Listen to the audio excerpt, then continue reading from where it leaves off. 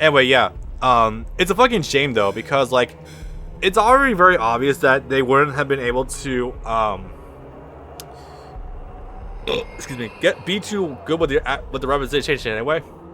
Because like right after the Berserker armor happens, the anime kind of skips like a huge subchapter with Ganishka's fortress, being in control of Midland, and his shit with Locust going to go fight them, and that not being really fun, and Ganishka's apostle. Actually, no, Ganishka's apostle form I think was shown later on in that volume.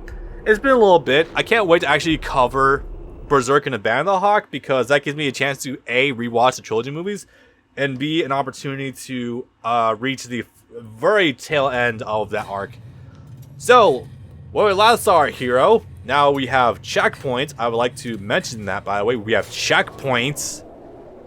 Maybe you should just divide your level into 2, game. I'm not gonna lie, it's getting a little excessive. Like, the beginning of... Oh, this. I'm not gonna lie, the beginning of the Onslaught probably should have been its own level, and then transitions to this. I will admit though, what's about to happen is kind of brilliant. Like, really brilliant actually. Like, holy shit.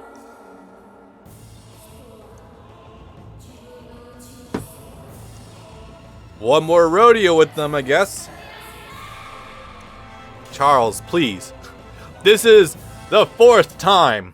The actual 4th time. Holy fucking shit, kid. Actually, no. Wait, is it 3rd or 4th? No, it is 4th. Because there's the first fight against them, and then the second fight against just the 3, and then the third fight against the 4. And now this. Oh boy. Do you love redundancy? I absolutely fucking do. Hey. Just graze Costco, whatever. At least the camera angle's better.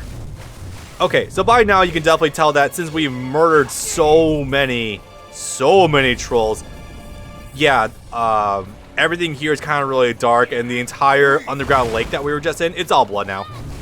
It definitely fits, like, absolutely, and it's a good setup for Slan going forward, but the fact that we're just kind of squeezing this in before Slan does happen, and the debut of the Sword of Actuation, it could be better, it could be worse, whatever. But anyway, let's focus on this first. It's really not different at all from the last time, actually, besides the different camera angle. I think maybe they're a little more aggressive.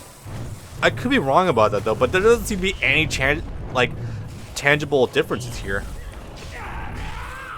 Actually, I don't think I've ever countered Judao yet. I know I keep going back and forth between Judo and Judao. That's only because Brand's been watching Zeta, or Double Zeta of Gundam. Sorry about that. I mean, I got him pros against the ropes, so this is good. Oh my god, that's unreactable. That is 3 fast 5 each. Shit, okay. There we go. Well, Casca's, it looks like Casca's counter window is a lot more generous, like a lot easier to actually like react to. At this point, pretty much whenever I see a blue window, I'm mashing X. Like, not gonna lie, there's no timing here. I'm just mashing X. Sometimes I only need to press it the once because of the generous enough window. But for future reference, yeah. Kaboom. Hey. Well, I got Judao at least. I know. Again, going back and forth between Judo and Judao. Oopsie. This is a nice one, though. This really solidifies the fact that this is the last rodeo with them.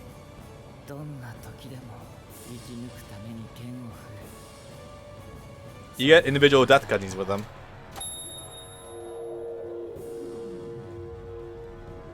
Judo, you were taken from this world way too young and way too soon. You were a good boy.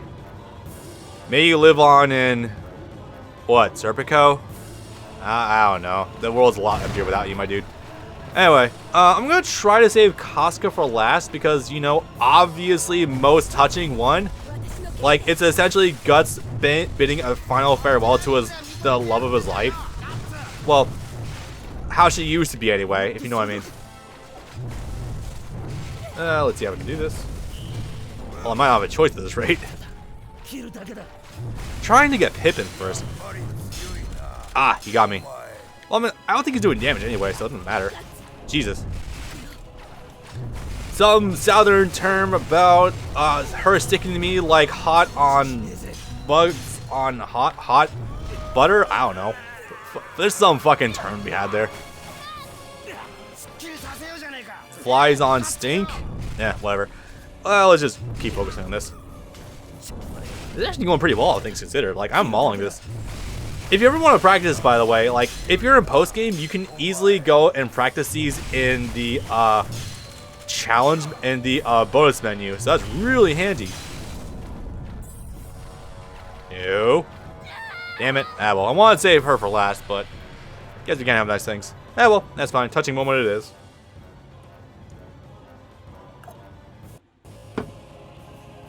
Rip. Fuck. This is, without question, gonna hit Guts the absolute hardest. It almost looks like they're in a fucking eclipse right now. God damn. Seriously, why couldn't this actually happen in this show? This would have been amazing to have. Like, Guts finding an illusion form of Band of the Hog Casca. That would have been fucking dope. Dude. That character growth, though? That character interaction? Absolutely. Alright, what have I got left? I'm gonna save my cannon for in case he grabs me again. So I want to see if it'll work. God. It's sometimes so funny seeing the actual distorted hitbox of the fucking Dragon Slayer.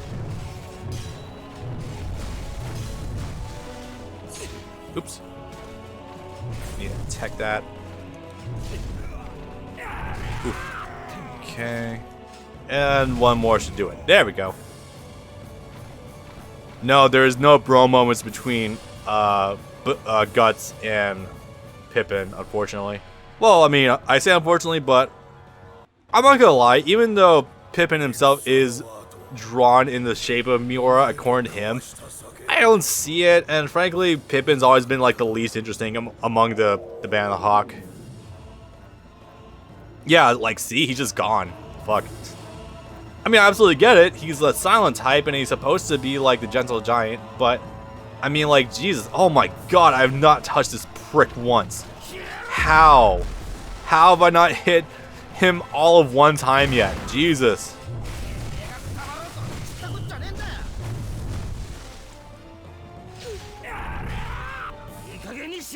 And he's already half dead. Go figure. I should probably save my Berserk meter, actually. Fuck off. Wait, where'd he go? Where'd everyone go? God, that hurts. Damn.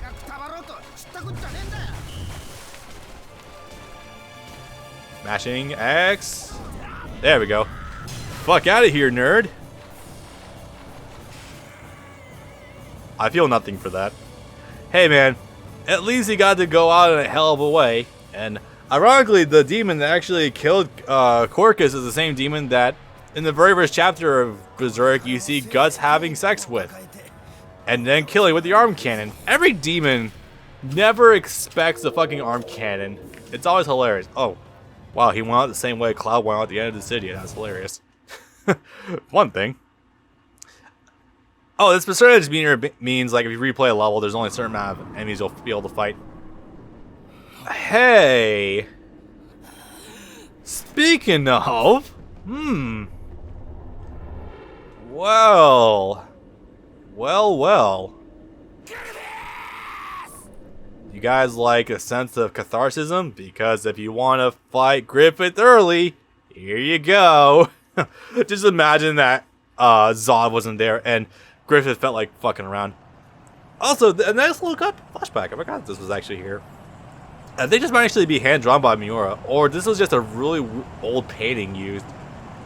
Actually, no, it might have been a really old like panel used and it was just recolored. Because I feel like this definitely looks like Black Swordsman arc. Because like they definitely had the helmet first shown.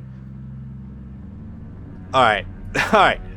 So, back when he was getting tortured for a fucking year, you might remember that Griffith was crippled from the head down. And actually no, from the top of his head down. Everything was gone. Activated Egg of the King.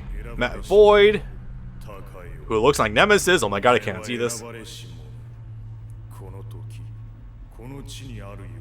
Oh boy. And the funny thing is, if they didn't fuck with Griffith and warp his viewpoint, as in Conrad being the one to do that, or whatever his fucking name was, I don't care, then Griffith probably would have actually just said no.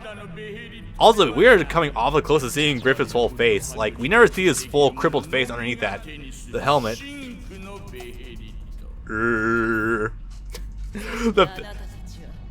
Oh my god, Slant has actual tentacle hair, like snakes. That is so weird to look at.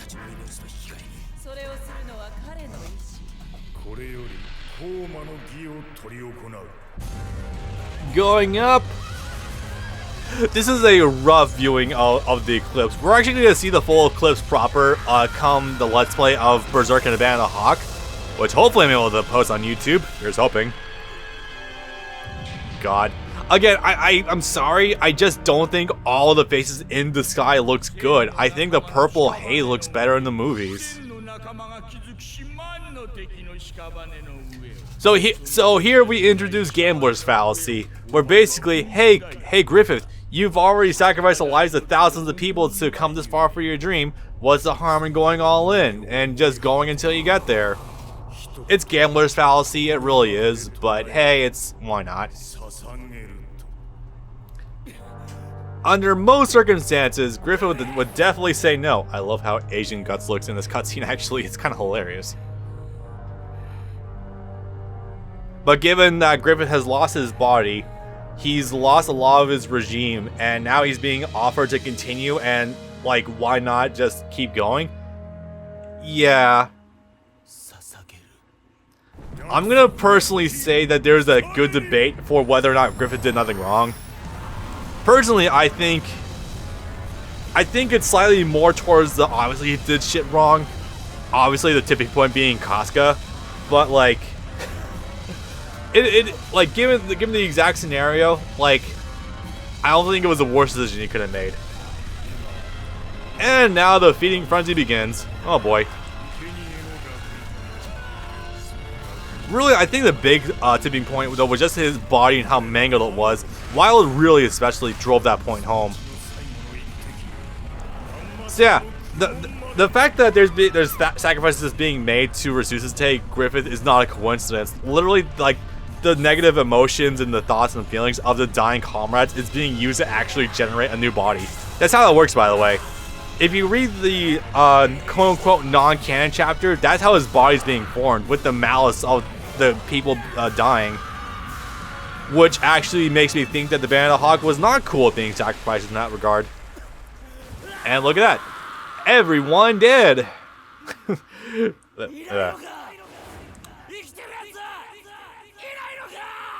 Negative.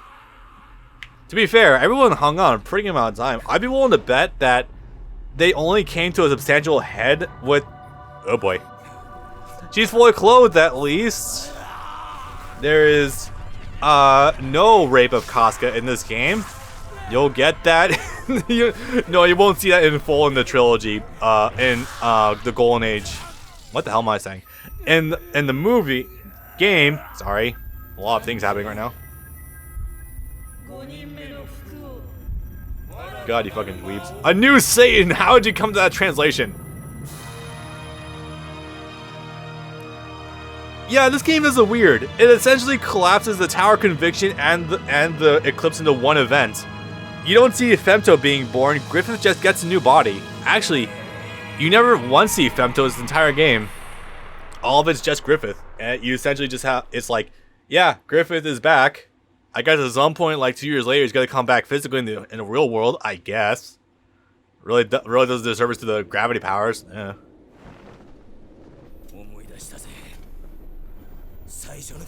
I do absolutely love how Guts just completely forgets that this is an illusion when confronted with Griffith, though. That is brilliant, I will say that. So, are you about to fight Griffith? Yes, you are. Yes, you absolutely are. Oh, this is great. This is very cathartic, actually. Also, this is one of the better boss fights in the game, too. I say better. I didn't say it's the best. I don't mind the Band of Hawk fights, even though you fight them 4 times ad nauseum. Let me take a look at this. Also, this fight's kind of tricky. So, if you're familiar with Griffith's play style or fighting style in the show, you might. Hey, there's a callback. You might remember that Griffith's a bit of a fast-paced fighter with his scimitar thing. I don't remember what the hell it is offhand. Oh, wow, I'm doing so much fucking damage. Jesus. That's a counter. This fight is really more based on like fought with counters, essentially. Like whoever makes the first move loses, in a manner of speaking. But yeah, this is essentially you're fighting essentially God Hand Griffith, and if you're watching this fight play out, yes, you are seeing a lot of set pieces from the prior encounters we did too, like him jumping on the sword when they were kids or teenagers. Guts getting the better of him when he was leading the Banner Hawk. I think there was another instance from earlier on too. Like, just there's a lot of good set pieces. This fight is so well done. Holy shit! Like God. And again, if you want to experience this game for yourself, like the developers will not see a dime of this game if you buy it right now. And the English patch is pretty easily accessible. The good thing though is even though Griffith's gonna hit you a lot with the counters, you don't really have to worry about losing right away because he does low damage. That's really a trade-off here. Now let's see. Oh, I love that. But yeah, Griffith will just tear you apart if you're not careful. If you're over aggressive and you're not using your counters, he will absolutely fucking maul you. In fact, I might actually go to a more playstyle where I'm not using counters because there's some funny ass animations he does. Like this is me playing dumb. No exploit at all. If you're more of a long range or close distance, this is really much more of like a fighting game neutral play, if you know what I mean. Yep. That's a rush. I actually should let him hit me with that. Because for as fun as this fight is, it is going very quickly. Like way more quickly than I expected. Hey! Oh, I've already seen that one before, okay.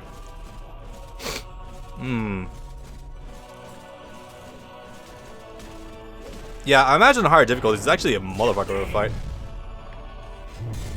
Again, I don't know exactly what changes on the higher difficulties, if it's just the damage buffs and the health increases, or if like there's new tactics. And enemies get faster. But I imagine that might be the case. Here, hit me with this. I will allow you to connect this with me, because this is some fun-ass animations. No knockdown, though. That's weird. Yep. There's some hardcore footsies going on right now, though. Damn. However, the trick to ending this boss fight is that you do have to land a physical attack on him once in order to trigger the end of it. I'm actually going to let him land one more thing on me. I wonder if he'll do it. I'm just going to let myself stay open for a minute. Like it's just a straight minute. Guard. Again, hard to guard against them. Oof. At least normally not. Oh, no. There we go. That's a fun one.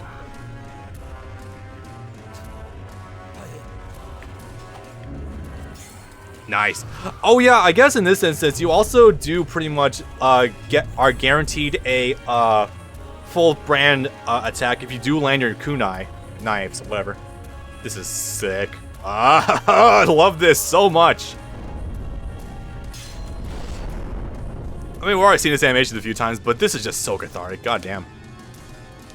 I think people exaggerate when they say this and the Zod fight are so much better animated than the 2017 anime, but to be honest, it is really, really good, and it is slightly better in my book.